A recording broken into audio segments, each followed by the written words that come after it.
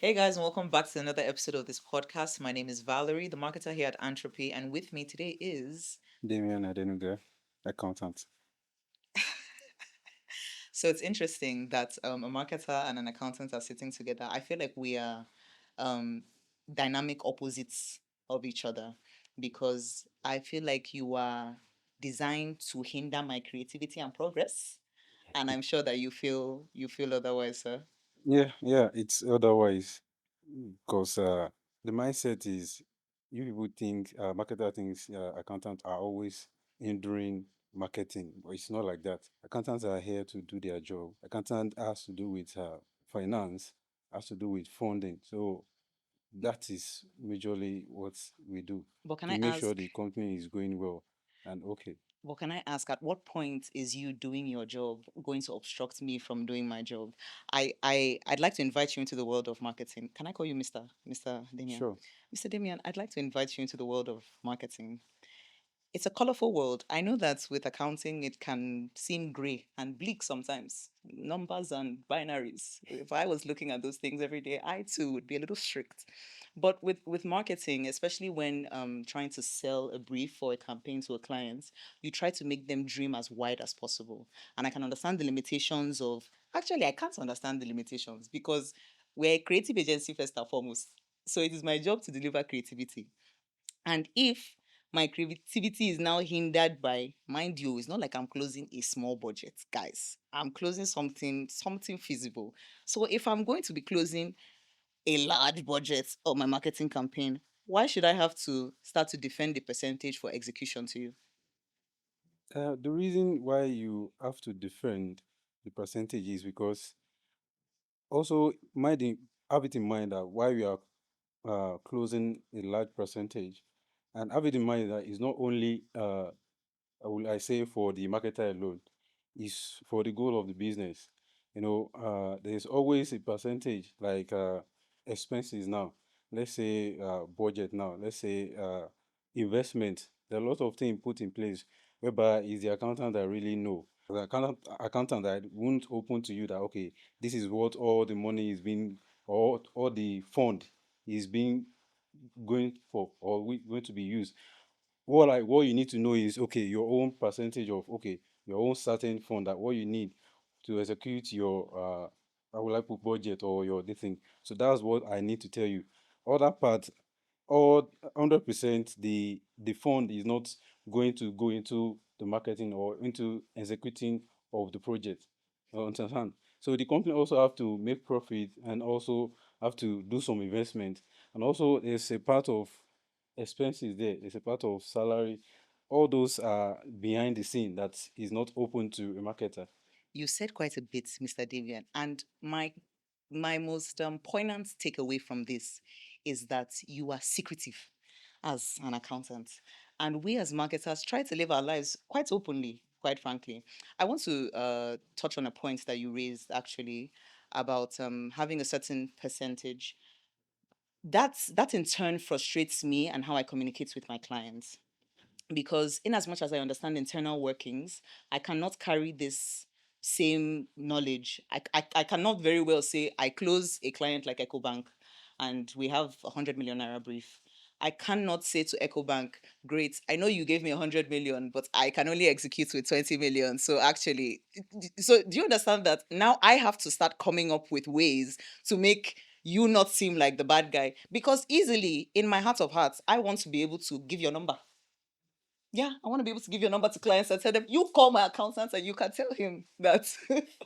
I mean, I wouldn't want to put you in danger, but in a way, that sort of frustrates my own job because I now have to start to build up, sort of cover your lapses to my clients in the other side of things. Do you understand where I'm coming from? I understand where you're coming from. I understand it's in the sense that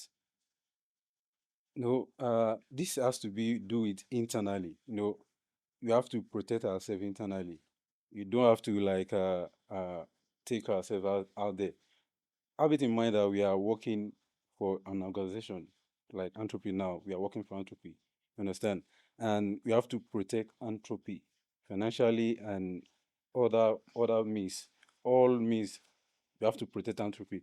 So in the aspect of protecting entropy, as an accountant too, we have to protect the company financially.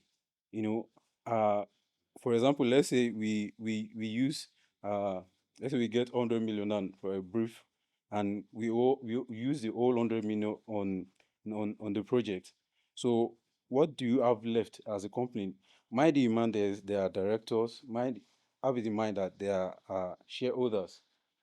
Shareholders, they put in their capital, and at the end of the fiscal year, they expect their share of the company. So how do we do that? How do we give them their share when, okay, we use the whole funds to do the project? My, So there are a lot of things that but but that but, but we might need I to. pose a similar question to you? Because at the end of the day, I understand having people to answer to. I also have people to answer to.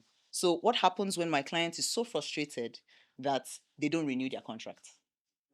The conversation no longer becomes, oh, the accountant did not allow me execute the way that I wanted to. Valerie lost that brief. That's all that people like. That's all that we're going to be talking about in Monday meeting. And your mic will be muted. Now stand up. You will not say anything, sir. I will not say anything, because you have your own So is job every man for description. himself. You have your own job description. I have my own JD job description. Then I need to make sure that I do my own perfectly. And also in every project, there is a percentage. There is certain amount that we're going to spend on this project. So if, okay, this certain amount is being approved, that is what is approved. That, okay, this is what we are going to spend. So mind you, every business has to have a profit. You don't run a business without a profit. You can't run a business on loss. So you have to have your profit. So Does it then become my job to now, when I am now closing a client for a brief, I must now calculate profits? I must now calculate how much. Do you understand? When will you agree with me that the most important thing in business is cash flow? yes. Thank you. I believe I'm about to rest my points. Now, if the most important thing in business is cash flow, and I ensure that there is cash flow, and you limit my ability to continue to bring cash, who are we shooting in the leg? I'm not accountant is not limiting your ability. I beg to differ, They are sir. not limiting their ability to bring in cash flow. What accountant is doing is, okay, this project is 100 million, or this project is 200 million.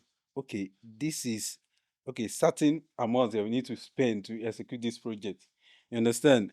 And if you know that, okay, this project we are going to, from the onset, we need to know that, okay, you as a marketer also, we need to work uh with the accountant to know, okay, even before we table the brief, or before we execute, or before we give the client the total fund we're going to use.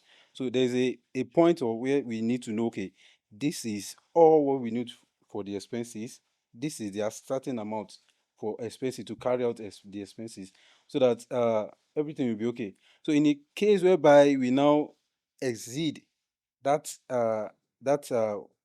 the expenses that we have budgeted, the fund that we have budgeted, that's when the marketing now say, yeah, the accountant is not funding the project. No, from the onset, we need to know, okay, this is what we need to use for this project.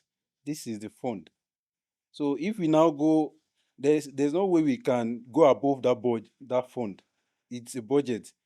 The only way we can go above that budget is price control, or cost control, or cost of market, or maybe there's an increase and all that, and that is understandable.